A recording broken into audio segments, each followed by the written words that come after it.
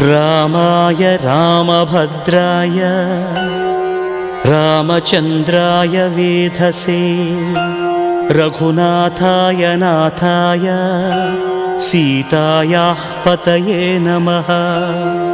श्रीराम राम रघुनन्दन राम राम श्रीराम राम भरताग्रज राम राम श्रीराम राम रणकर्कश राम राम श्रीराम राम शरणं भव राम राम।